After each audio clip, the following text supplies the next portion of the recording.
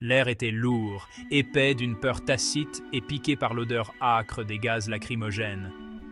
L'aube à Libreville, d'habitude une symphonie de couleurs vibrantes et d'appels animés des vendeurs ambulants, avait pris une tranquillité inquiétante.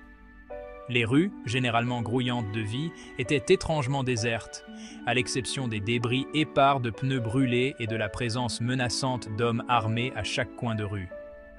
Les récents résultats des élections avaient déclenché l'indignation, plongeant le Gabon dans un mélange explosif de colère et d'incertitude. Pour Abeni et sa fille Nadia, âgée de 19 ans, les troubles politiques n'étaient pas seulement une nouvelle lointaine. C'était une réalité terrifiante qui avait envahi leur vie.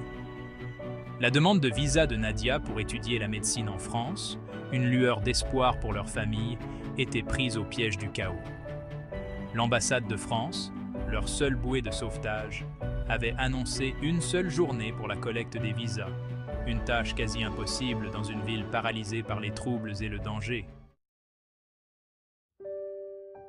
Abeni, le visage marqué par l'inquiétude, serrait la convocation comme une bouée de sauvetage. Le trajet jusqu'à l'ambassade, à peine 30 km, semblait insurmontable. Les transports en commun étaient à l'arrêt, la peur tenant même les chauffeurs de taxi les plus courageux éloignés des rues. Nadia, d'habitude débordante d'énergie juvénile, sentit un frisson lui glacer le cœur.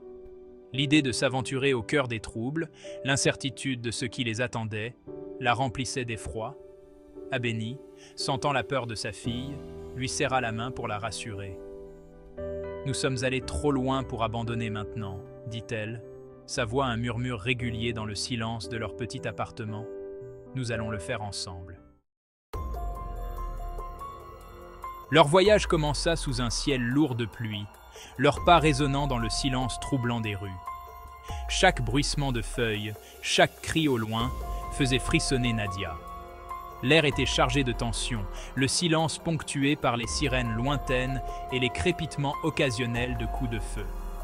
Elles marchèrent, tantôt d'un pas rapide, tantôt prudemment, leur rythme dicté par la main invisible de la peur.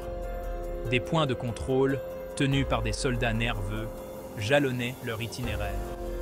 Chaque rencontre était une épreuve pour leur détermination, leurs explications soigneusement préparées, un bouclier contre la suspicion. En marchant, elles furent témoins d'une ville prise entre la peur et la défiance. Les commerçants jetèrent des regards nerveux derrière des volets à moitié tirés, le visage marqué par l'inquiétude. Des groupes de manifestants, le visage masqué, défilaient avec une détermination farouche, leur chant un rugissement de défi contre le silence. La ville, autrefois familière et accueillante, leur semblait étrangère, ses rues transformées en un labyrinthe d'incertitudes. Pourtant, au milieu de la peur, Abeni percevait aussi des lueurs d'espoir, la gentillesse d'étrangers partageant leur maigre nourriture, la solidarité de voisins veillant les uns sur les autres. Les kilomètres s'étiraient devant elle, chaque pas un témoignage de leur détermination sans faille. Le poids de leur mission, l'avenir qui était en jeu, pesait sur elle à chaque foulée. La peur initiale de Nadia fit place à une résignation lasse, ses jambes douloureuses, sa gorge sèche. Pourtant, elle puisa sa force dans la résolution inébranlable de sa mère. Abeni, malgré ses propres angoisses, ne faiblit jamais.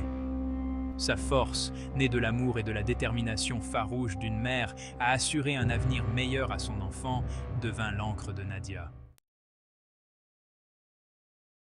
Alors qu'elles approchaient enfin de l'ambassade, une vague de soulagement les submergea.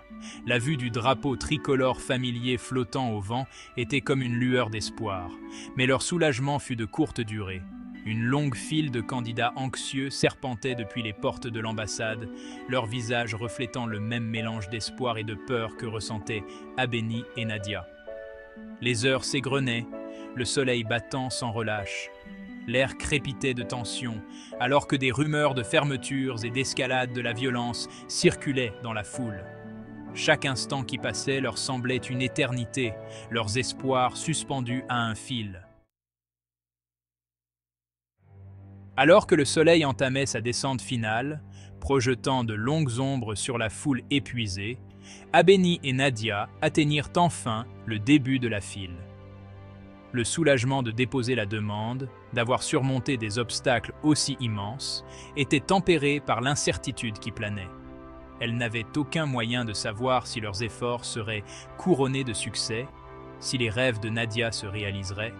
Le retour à la maison fut flou, leur corps épuisé, leurs esprits encore marqués par les événements de la journée. Elles avaient affronté leurs peurs, surmonté des obstacles inimaginables, leurs liens renforcés par cette expérience commune. Les cicatrices de ce jour, visibles et invisibles, resteraient à jamais gravées dans leur mémoire, témoignage de leur résilience et de la force durable de l'espoir, même face à l'adversité. La lutte pour l'avenir de Nadia, pour leurs rêves communs, était loin d'être terminée. Mais elles avaient affronté la peur et étaient ressorties ensemble, plus fortes de l'autre côté.